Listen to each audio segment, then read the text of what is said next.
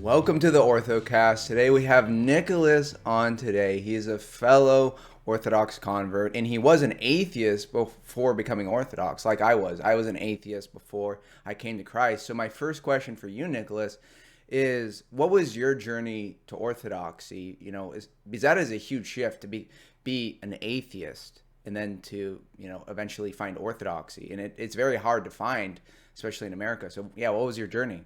Well, I just want to say first, thanks for having me on, man. I appreciate it, and I think we're gonna have a good chat. Yeah. Um, but for me, yeah, man, I was raised atheist.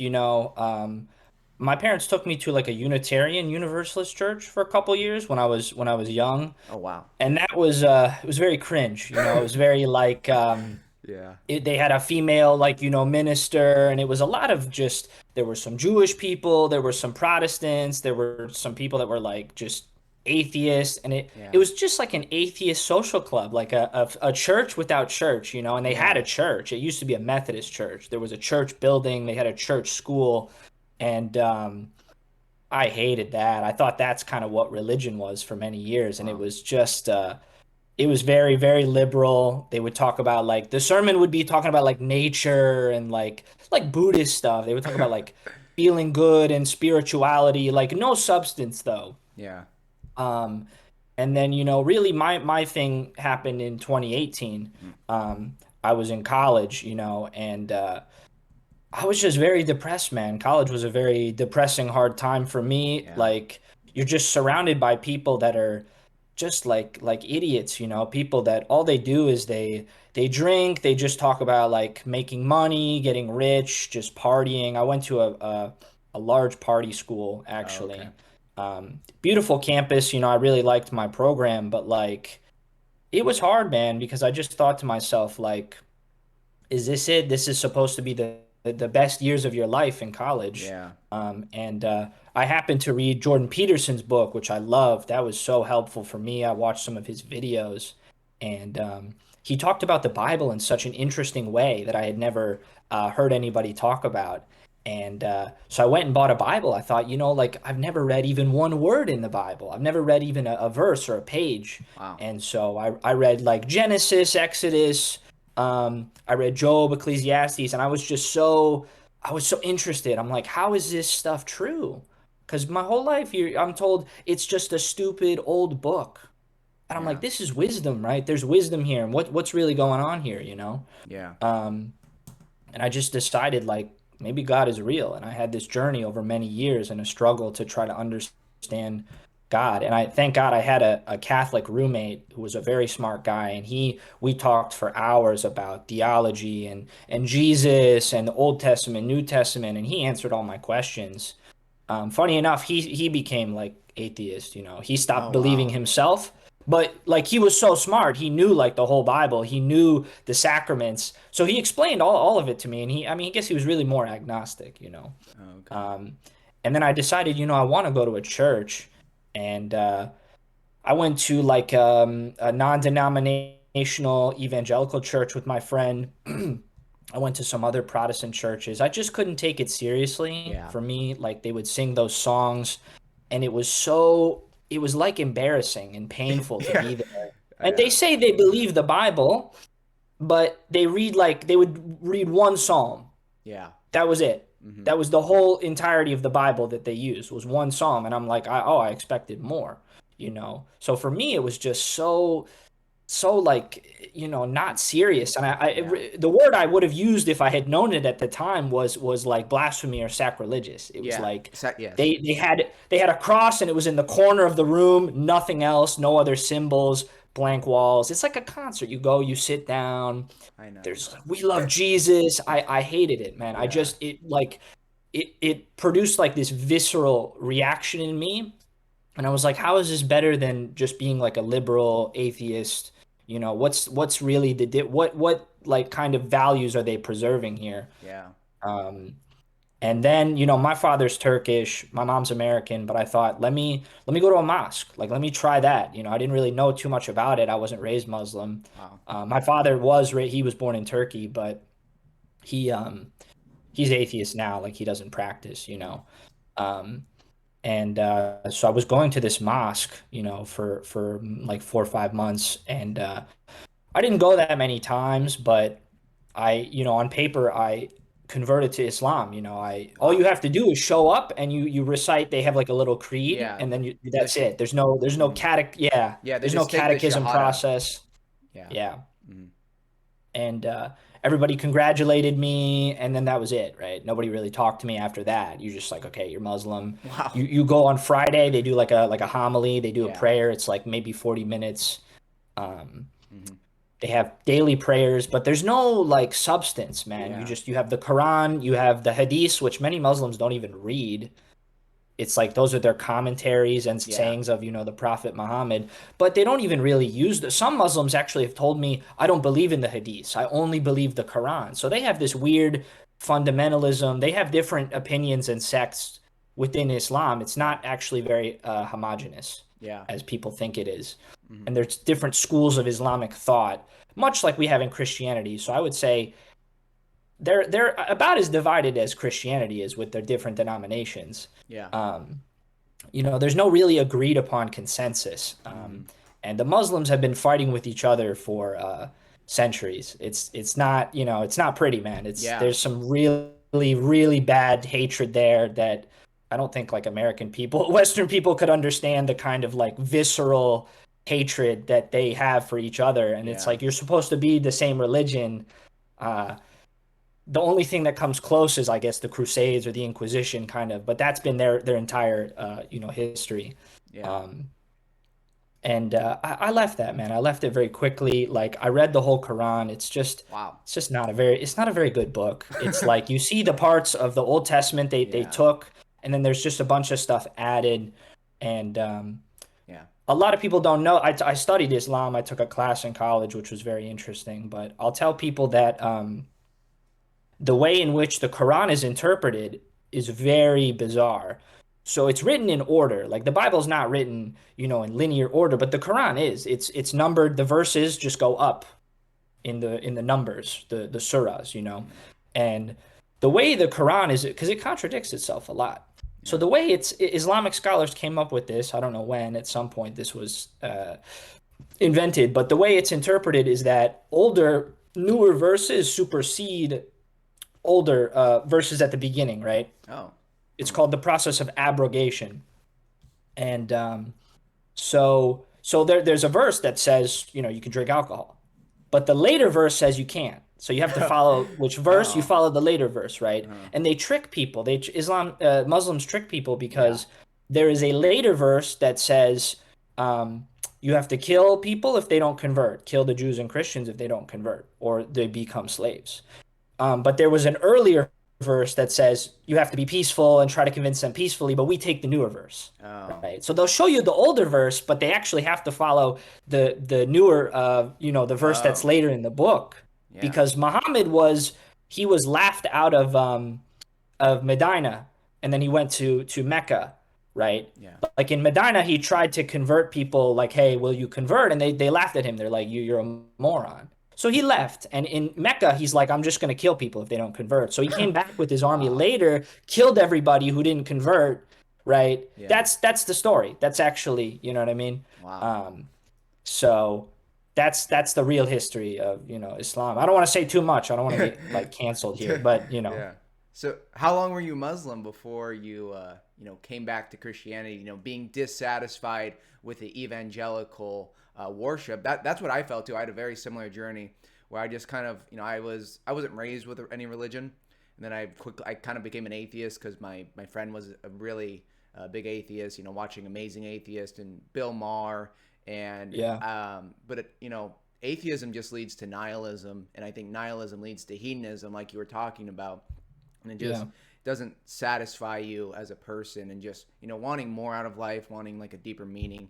And so like you, I'm like, oh, Christian. I didn't know there was different denominations. I just started going to the church closest to me, and I just really did not feel connected with the worship at all. Like you were saying, just a rock concert and like the hands in the yeah, air, and it just did not feel authentic to me. But luckily I was able to get on a better path, because I thought it was just Protestant versus Catholic, So I became Catholic because I heard they were more traditional, Mm, less liberal, yeah. and so at I wish least that were true.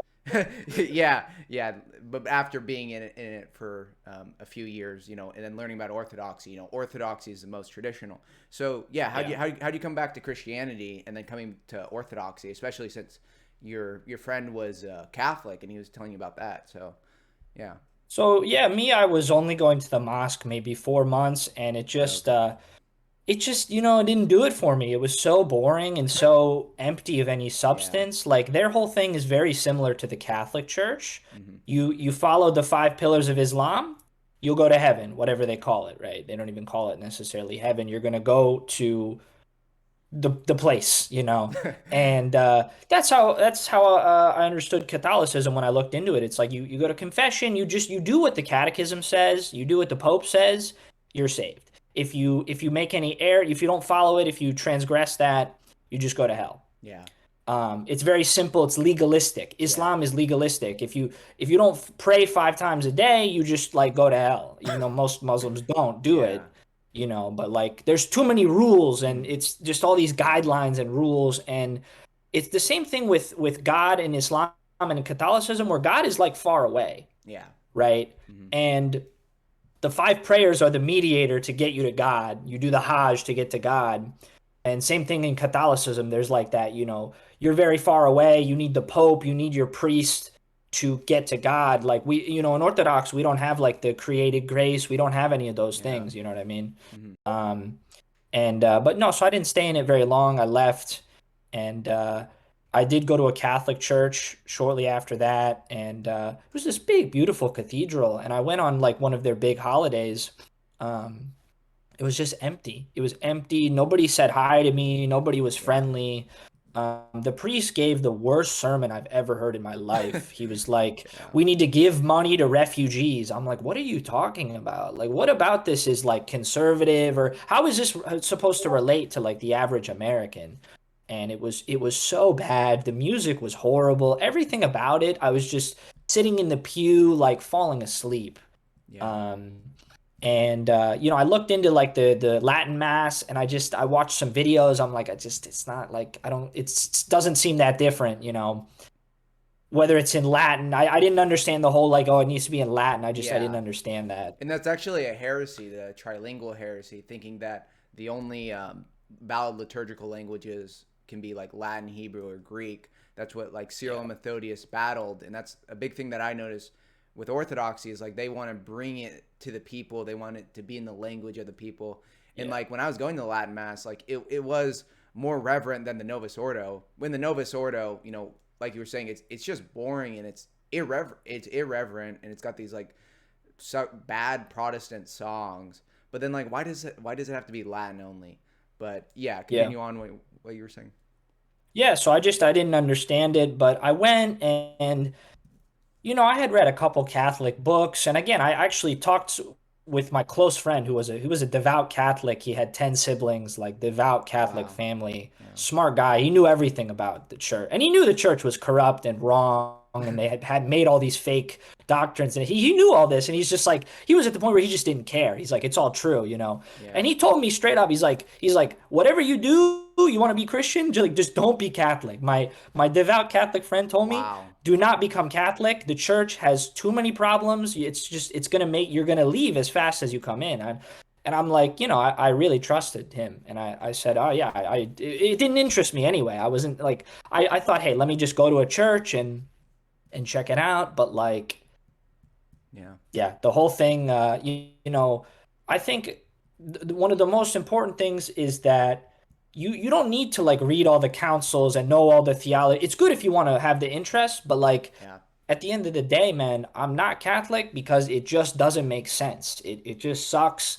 Like everything about the Orthodox Church is better. I mean, Yeah. after that, shortly after, I went to an Orthodox church, and the first time I went, I didn't know what was happening. It was so crazy. I was like scared and nervous, but it just blew my mind. I mean, I Yeah. felt it in my soul. I'm like, this is like Yeah. Christianity. This is like a Yeah. real religion. Yeah. The incense and the choir was so beautiful, man. I like almost wanted to cry. I really Yeah. like was about to cry. incredible. I had never seen anything like this in my life. Yeah. And of course, the beauty isn't everything, but these are tools that God gives us to enhance our worship, and they just do everything perfectly. Yeah. It's all feels right. Nothing to me was like, what is the purpose of that? That's weird. Everything just clicked for me, Yeah. It just immediately. it just feels so holy, like the first time you're going. But how did you find out about Orthodoxy? Like, how did you even first learn about it? Because I feel like that's the biggest problem is people Yeah. would like if they literally just went, they would have an experience. They'd be like, "Yeah, this is Christianity. This is what Christianity is supposed to be like." Especially when the more you do the research, you're like, "Oh yeah," and the evidence backs it up too. So how Yeah. did you find out about it? Was it online? Was it a friend?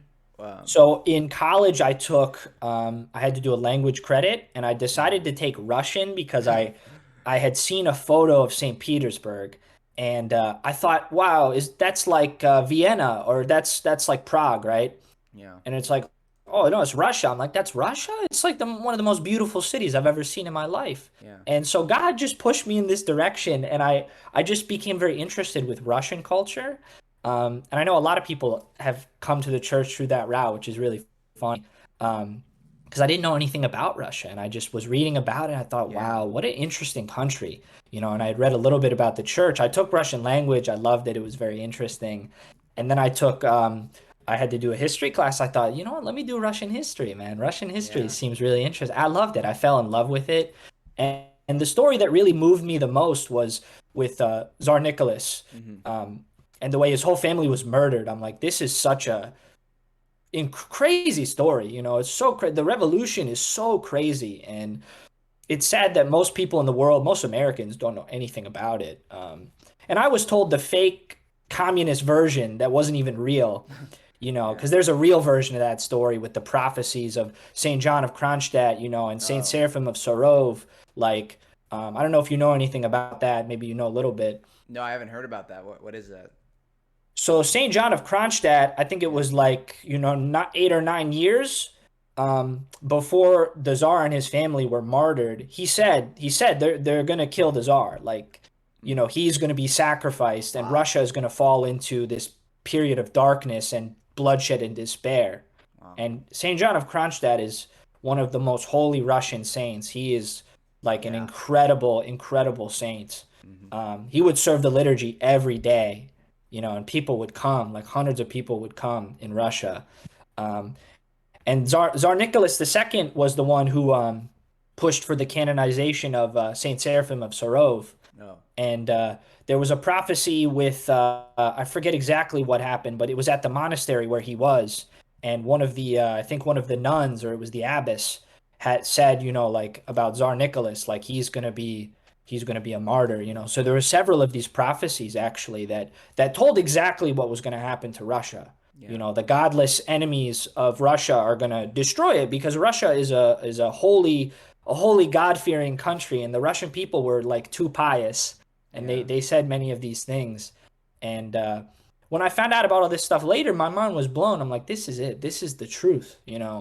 Um, so Wow. that story moved me like so much with the Tsar, and I just felt like a personal connection to him, and that's why I chose him as my patron saint, because Oh, that's he's the awesome. he's the one that got me to go to church. I just fell in love with it, and I just Yeah. thought, wow, man, this guy was an incredible, serious person, and everything about him is lies and slander.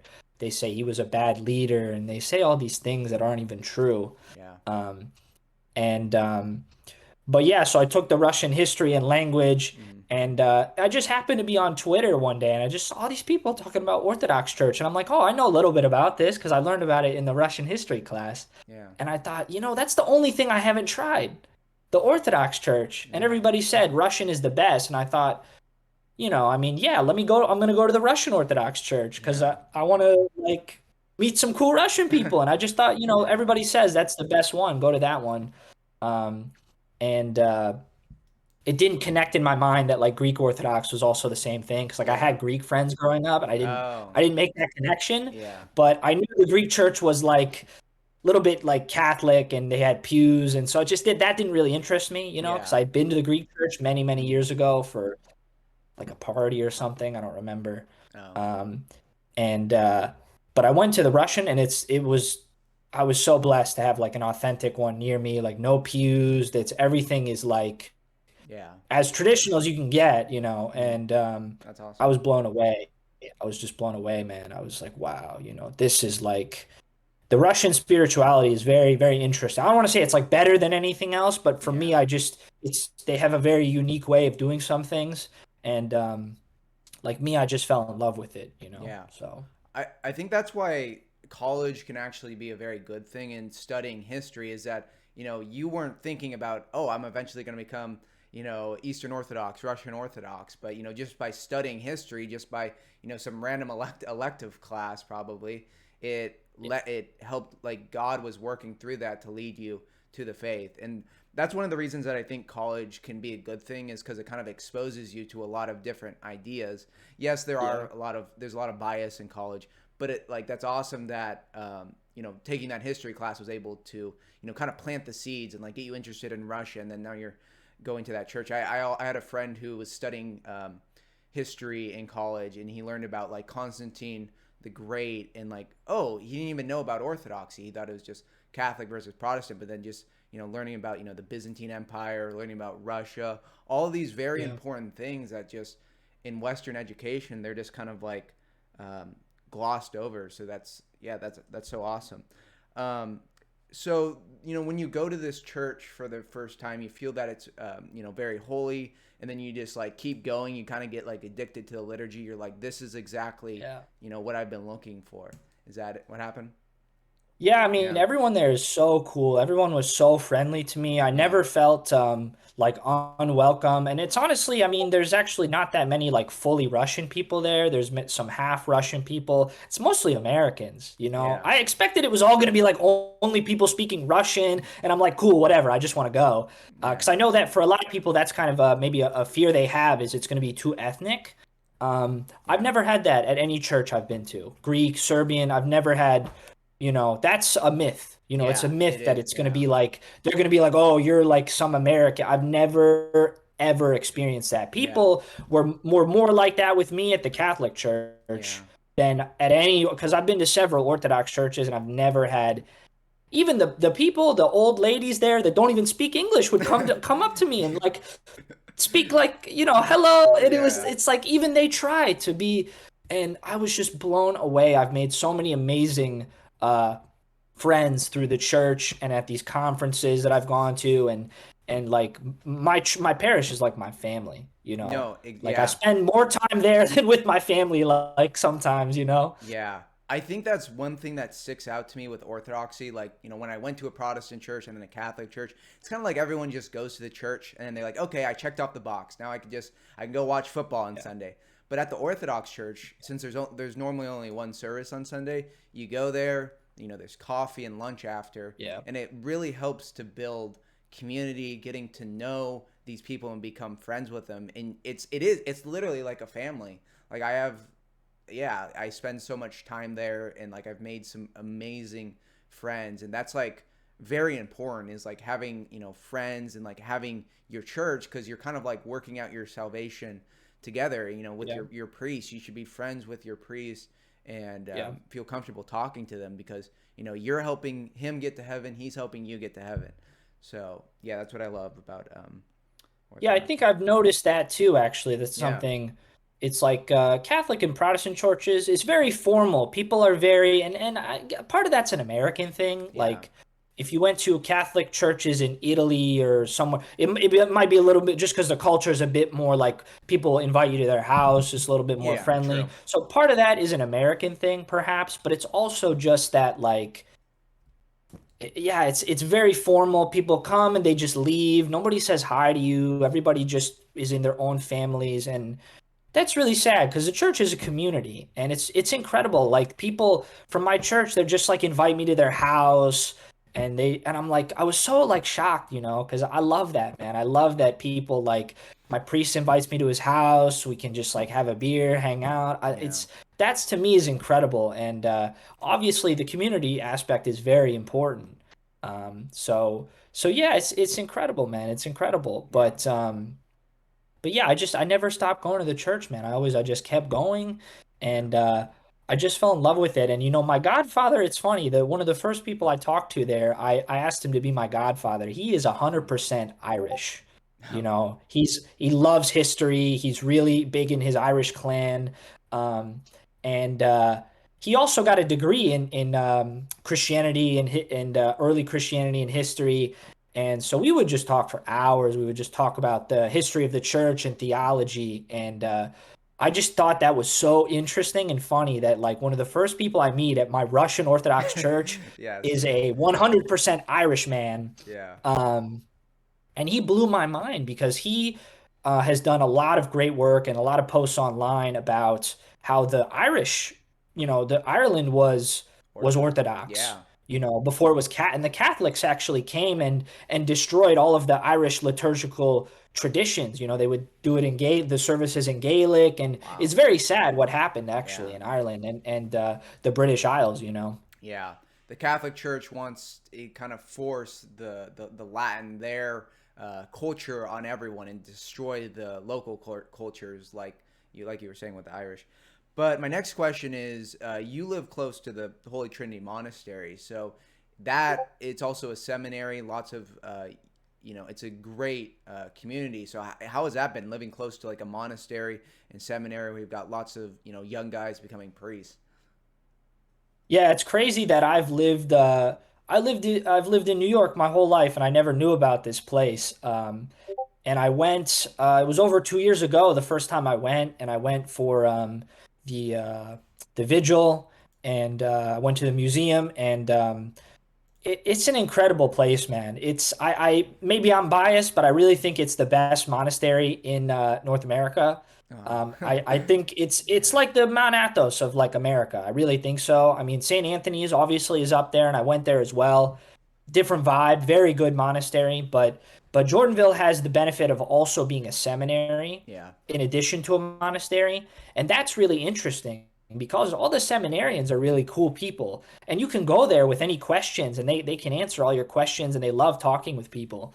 Um, and so I think it's a it's a very unique kind of place. And the story behind Holy Trinity Monastery is very interesting. It was started by Archimandrite Panteleimon. He fled from Russia from the revolution, and him and another monk were living in a tent out in Jordanville's in the middle of nowhere. It's Yeah. like farmland, and at that time it was just like a swamp. And they Wow. bought this land for very cheap, and they were living in a tent. I can't even imagine. They're living in a tent. Like the winters there get pretty cold, a lot of snow. You get 5, 6 feet of snow. And dude, that's like an ascetic struggle. And Yeah. then they had all these monks come from the Pachayev uh, monastery in Ukraine. They fled after the Soviets took it over. So they were blessed to get all these monks from Pachayev, and then they started the monastery. And Wow. a lot of people don't know this, but Jordanville's big. Their big two things. It's the seminary is their big Mm. thing, and Yeah. the second thing is that they've always been a print shop. They've Oh always been. yeah. They don't have the print shop there anymore. They outsource, but their thing is to print books and Yeah. do new I publications. I've got And their. I think everyone's got their prayer book. Their prayer book is very yeah. popular. Oh yeah, Yeah. yeah. Well, That's my favorite prayer book too. Yeah, I mean, there's many good ones, but I think that one is, yeah, it's very solid, and it's great that they have revived the printing. They're doing a lot of new books now. They're really really focusing on that, and their catalog is incredible. I would encourage everyone to go to the Holy Trinity their website and print catalog. shop page, the Yeah. press page, and also I would say in general for books, if you want to make sure it's not something that has because there's some Orthodox books that have some woke things in them. If you want to be safe, you go to the Holy Trinity Church Supplies. They have all their books on there as well, and they have a fantastic catalog of whatever you're looking for: saints, theology, like dogmatics. Yeah. Um, Mm. but yeah, man, it's an incredible place, and that their cathedral is just incredible. It's beautiful. The history of the monastery is just incredible, and their museum is fantastic. In that museum, they have icons that belong to the Tsar, the royal family. They have Wow. some very like priceless artifacts and icons from Russia, like pre-revolution. That's awesome. Um, so I would encourage anybody go for a few days, go for a pilgrimage.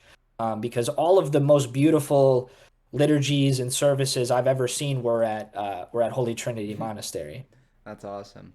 Well, speaking of books, what was like your favorite Orthodox books that kind of like helped you answer questions that you would think would or that you think would be good for like new people to read? I've got a YouTube video about, what I think the best Orthodox books are, but I think there's so many. But yeah, what are some of your favorite like Orthodox books? I want to say I really enjoyed your video on that. I agree with all of your choices. Very good. You had a very good selection of books. Thank you.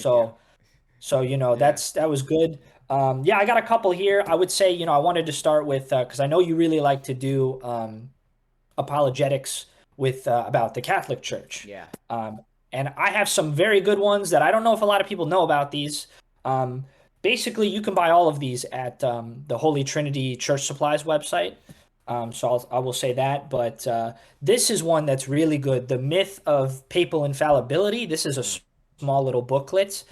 This is St. John of Kronstadt Press, so that's on their website Oh, also. okay. But this is a cheap book, and it just goes through like all of the history and quotes from church fathers and history about some of the early popes Yeah. and some of the councils. This is kind of just a compendium. It's got a lot of different stuff in it. And it's all just facts, history. There's no slant here.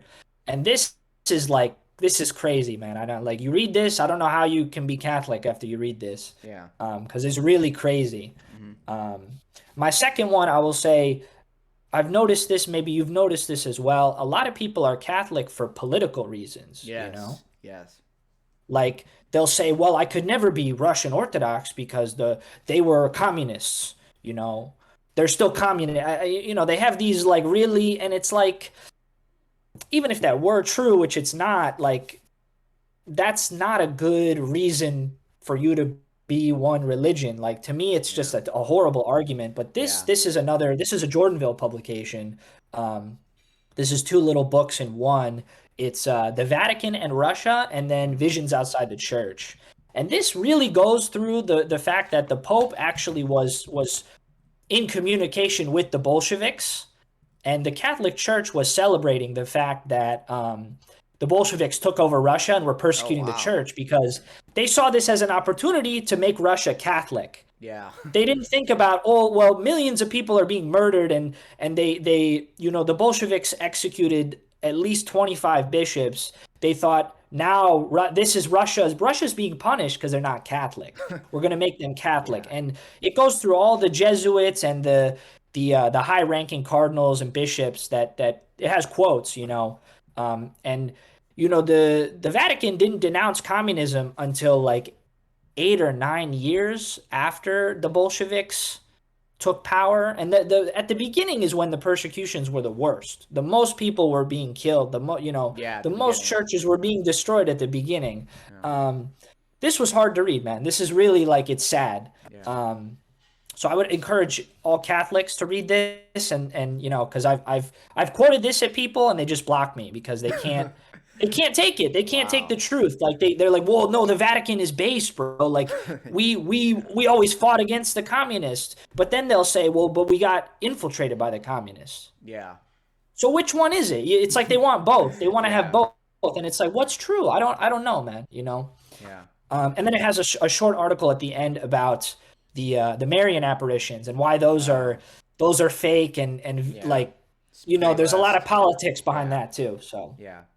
um, another one I would say is Houston Popovich. This is a really good one. Notes on Ecumenism, and this is Saint Sebastian Press. Yeah, this is a really good one too. Short, and Yeah. again, another short one.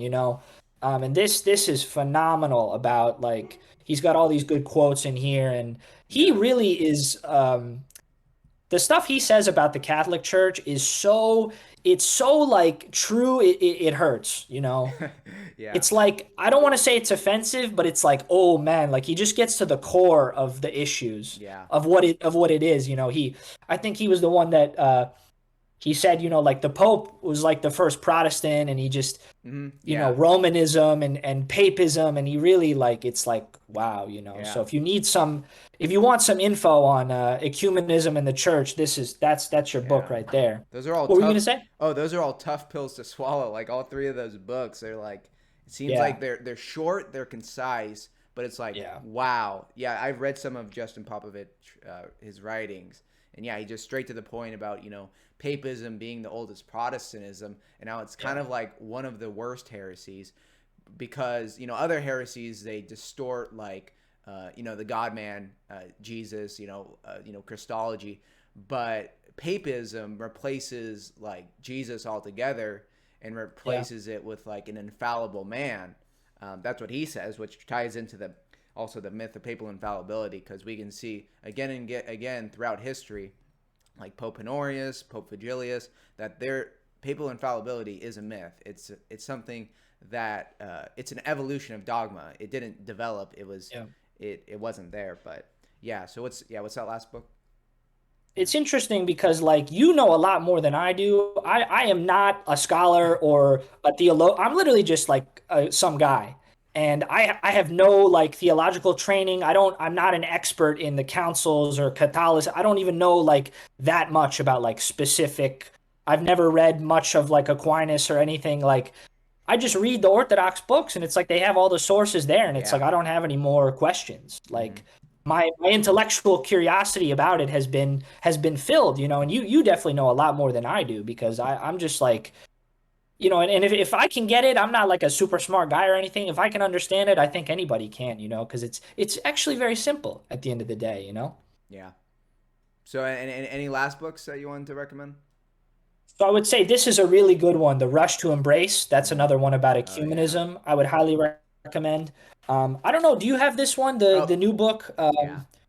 This Yeah. one is like again small book, but it's like the fact that they can say it in such few words is like because I see these Catholic books, it's like 500, 600 pages, like talking about papal, like we're going to prove papal supremacy. And in fact, and it's like, if you can't make your argument simple, then I don't like have time to read like a 600-page book about the whatever Catholic, things they're Yeah. trying to say, it's like, I need it to just be simple. Like what's the crux of the issue? You know what I mean? Yeah, you should be able to communicate it in like you don't need all the like just the meat of the argument, and that's what a lot of those books Yeah. do. I have the Church and the Pope. That's a really Yeah. good book, but it just it addresses all the biblical evidence for the papacy and the ecumenical councils. It's very short and to the point. But Absolutely, man. I wanted to show also Good for Beginners. This is one of my favorite books. This is another Jordanville publication, How to Live a Holy Life. Um, Short book. This is really good. Talks about prayer life, how to behave as a Christian. This book I've read many times because it's like it still resonates with me, This is such a great book. And also one of the early ones, one of the first ones I read was another Jordanville one, The Struggle for Virtue. This is Archbishop Averki, and he was. I think he's a saint. I really do, man. He's buried at Jordanville, oh and wow, he was the fourth abbot of the Holy Trinity Monastery and Seminary. And this book is incredible, man. It just the way he speaks, like the way he speaks to you and the way he writes, it's going to be always relevant. Even 100 years from now, it'll be. I think it's a classic. that's Um, awesome. and also I really wish they're gonna hopefully put this back in print soon. Yeah, Father Seraphim Rose's book. This thing is crazy, man. yeah, It's like 1,000 pages. But he's a saint for sure. Like the yeah, way he speaks, the things he said. I mean, he literally predicted the future. He's yeah. converted so many Americans. He is the stuff he says. It like gives me goosebumps because I'm like he's so right. All of his books are incredible. Yeah, he's amazing. I actually my priest actually gave me that book. Have you read through all of it, all 1,000 pages? I'm Or reading it now yeah. because I'm borrowing it from someone. Oh, okay. It's gonna take me a while to finish, probably. I'm a slow Yeah. reader. Um, but oh, so you read it? Oh no, I have it, but I need to read it. But yeah, Seraphim Rose is amazing. I just finished Orthodoxy and the Religion of the Future. That was a very Oh yeah. prophetic. That was a very prophetic book. Read Nihilism. That's really good. Yeah. I have a lot of his books I want to read. I really want to get Genesis, Creation, and Early Man by him, but it's like, hopefully, I think they're going to start reprinting it soon. But So yeah, they are. I know that the St. Herman Monastery is working to reprint like all their books that are out of print. awesome. Because they have a lot of incredible books that are out of print, and I don't want anyone to have to pay like $500 Yeah, for a $12 book. I don't, because yeah, that's yeah, sad. Um, and shame on those people for selling books for $500. Those yeah, people might go to hell because that's pretty bad. I think yeah, that's pretty bad. Um, I don't think they know what they're doing, but it's like it's a spiritual book. yeah. Um, what's interesting about this book is a lot of people don't know this. I didn't know this, but there's an entire chapter they removed in the second edition. This is the first edition. Wow. It's the chapter called Renovationism, and Mm, Father Seraphim Rose says some a bit harsh things about like Saint Vladimir's seminary and about like Father Schmemann and the OCA. Not offensive, but I think he gets to the crux of a really important thing that is still plaguing the church today, which is this clash between like real saints and real ascetics, people that teach the faith by lived experience, and people that are academics and yeah. scholars. Hmm. And I'm guilty of this myself, where you get into that like academic, like, I'm right, you're wrong. Yeah. You can read all the books you want, man. But at the end of the day, the apostles, transferred their lineage, their succession by experience and teaching. They didn't just say, here, read this. Like Yeah. this, the ordination of bishops is something that just is succeeding and continuing to this day. And it's by experience. Hmm. Every bishop trained under the last bishop. Yeah. You know what I mean? They were always the cell attendant of the last patriarch or bishop or metropolitan. And priests learn from priests and from bishops, and we learn from the saints.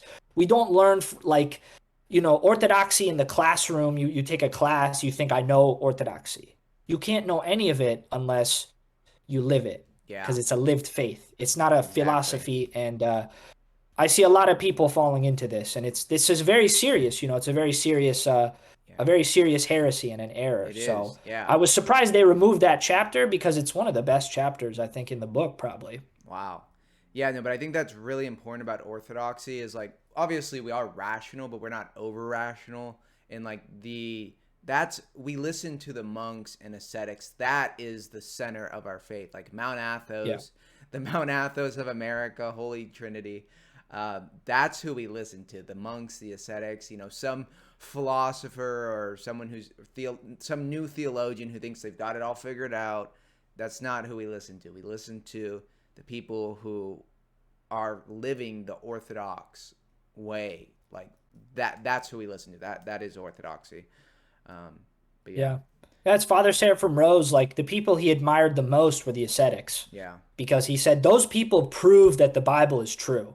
They prove our faith. yeah, Because what they do seems almost impossible. yeah, It sounds, actually today we commemorate, of course, St. Anthony the Great, yeah, the founder of, monasticism. And it seems like what he did was almost impossible. I don't know if I could do it. I really like that kind of a struggle is something that just people think it's fake because so few people could do it. You know what I mean? yeah. And I was just thinking about this yesterday. There's a lot of atheists who are like, "Oh, you're just a Christian because you're weak, because you just wanted, the easy way out." But it's like if you look at the people who are living the Christian life, how it like the monks, like they did not, Yeah. their life is not easy. They Yeah. like you were saying, living, moving to a new country, living in a tent when it's snowing, and like just having faith in God and like fasting and repenting and all of these things. It's not easy. The Christian life is very difficult, and if it's easy, Nothing easy about it. yeah, it's supposed to be. It's supposed to be hard, but it's Yeah. worth it. That's Yeah, why I encourage everybody to go spend a few days at a monastery if they can, because from going to Jordanville, like my discipline with my prayer and fasting is because I see how poor I am, yeah, physically and spiritually. And I look at what the monks do, and I'm like, if I can even do 1% of that, my life will improve so much. And I used to hate waking up early, man. I really did. And now I can Yeah. wake up 4 a.m. When we go to Jordanville, we wake up at 4 a.m. and go to Wow. they start doing the hours at 5 a.m., the liturgy at 6 a.m. And it's like no problem, and not that that's like a flex or anything, but it gets you that discipline. You get Yeah. that discipline and it improves your life so much. It Exactly. really does. Because one of the things plaguing our society is that everybody is lazy and they don't want to do anything and nobody wants to work. Yeah. Um, and you go to a monastery, you'll work, man. They'll give you some work. So it's so great for Yeah. young people to do It that. is. I think that's what people need so much is just some discipline, some self responsibility. And Yeah, if you are a Christian and you're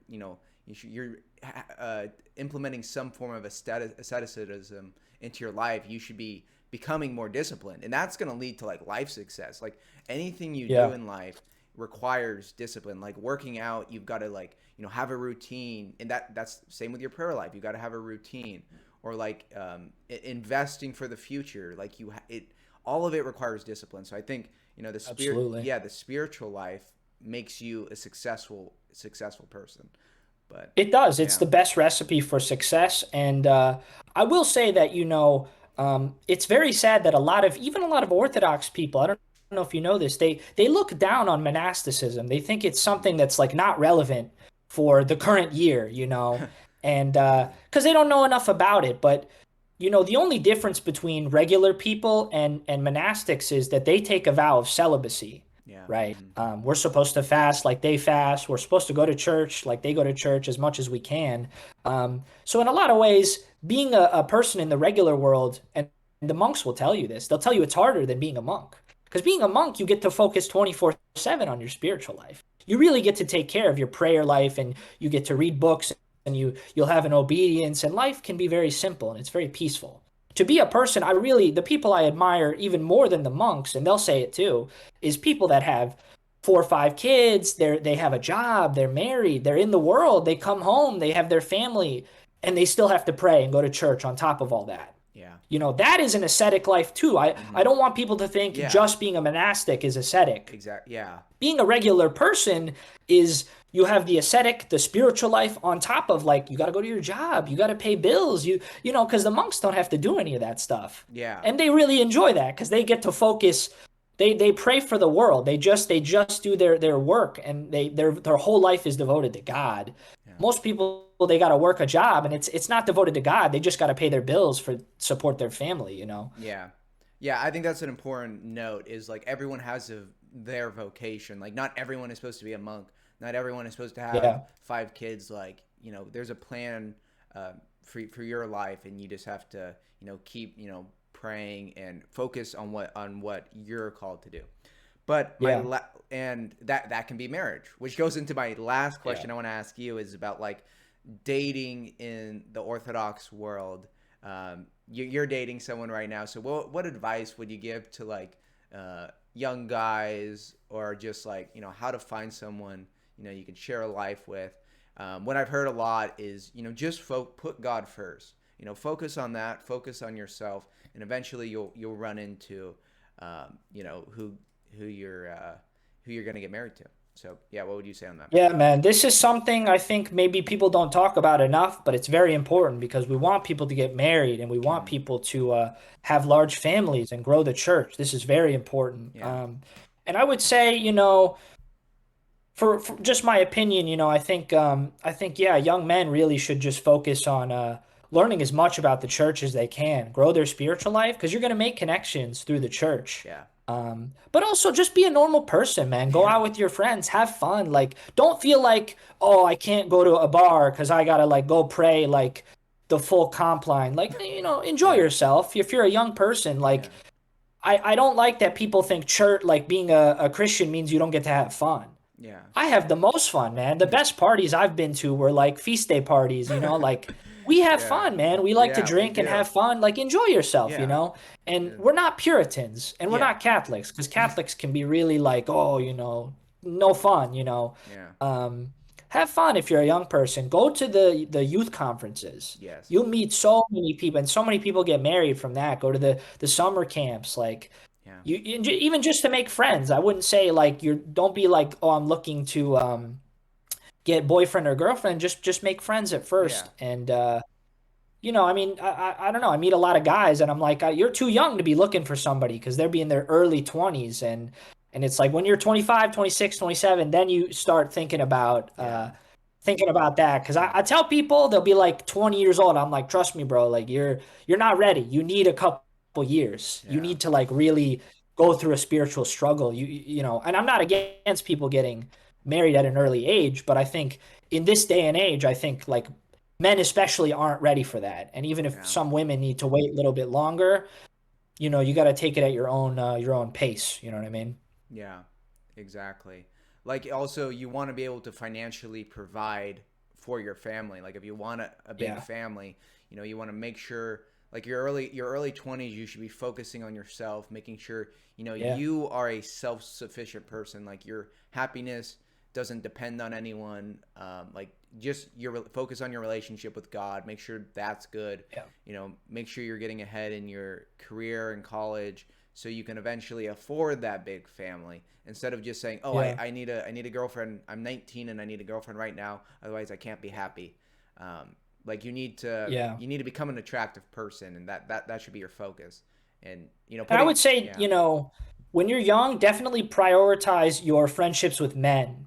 Prioritize the having a brotherhood around you, yeah, you know, and going to the gym, training, going hiking, like just get outside, like as they say, like touch some grass. yeah, Um, don't be that person that's like terminally online yes, arguing about church politics because yeah, that's not where you want to be. You want to be outside in the world doing real things. And if you're doing that, you're going to be all right. yeah, You're going to be fine. But also, I would say for men, again, because I'm a man, I can only speak to the men's perspective more so. Like, learn to be friends with women. yeah, Try to understand women because women can be very complicated and confusing sometimes. yeah, But the more women you can just interact with, just as because trust me, like you'll meet a girl and you'll think, oh, I want to marry her, she's lovely, but then you find out she's a little bit crazy, like not your type.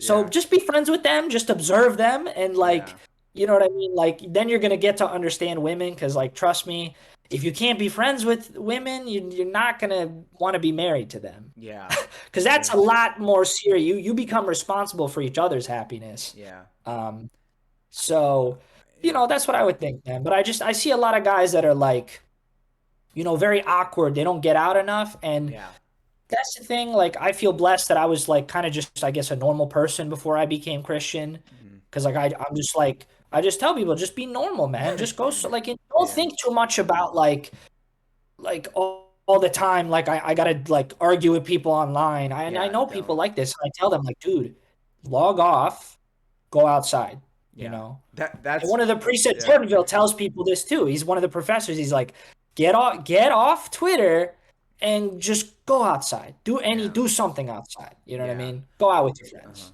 I think So that's if priests are telling you that, then yeah. there you go. I think that's like the most important advice is like deleting for me like deleting Instagram and TikTok and Snapchat and Twitter Yeah. and all these things. The only social media I have is YouTube, but it's to share like a good message. And I try to really Yeah. limit my time on YouTube. Like and also Discord. Like I think my Yeah. Discord is a great place, but I don't want people to spend all their time on my Discord. I want people, Yeah. get the useful information, get your questions answered, get out into the real world, go to your local Absolutely. church, like be with people around you. Don't being chronically online is just a recipe for depression and anxiety and just it's just compounds all of these problems. And you need to get out in the real world, make real friends. Um, that's the most important part. But yeah, And I love what you do with your channel. I love that you put these videos out because I know people are going to see them and convert and yeah, come to church. But really, what have the saints said? They say, you just need to be a good example yeah, in the real world yourself, and then you're going to convert. You could convert thousands of people. yeah, So me every day, I just try to be a good example in the real world. Online, I have my Instagram. I use it for memes and jokes, and I chat with some people on there. But for me, it's more about like who do I get to hang out with in real life? I want to yeah. give those people 100% of my time. You know what I mean? Exactly. Yeah, that's the best. Yeah, that's the best advice. But yeah, I think this is a good place to end it. This was really good. I think you're a really good speaker. very charismatic. But yeah, Thank you, man. I appreciate that. yeah. Any last thoughts before we end it? Or I think that's it, no? man. You know, everybody go touch grass, go to church. If you want to come to Jordanville, hit me up, and you yourself got to come to Jordanville, man. You got to come hang out with Yeah, us, you know? yeah. I definitely will. But We'll make it happen. We'll make it happen. It's going to yeah, be good. awesome. Thank you. God bless. God bless, man. Thank you.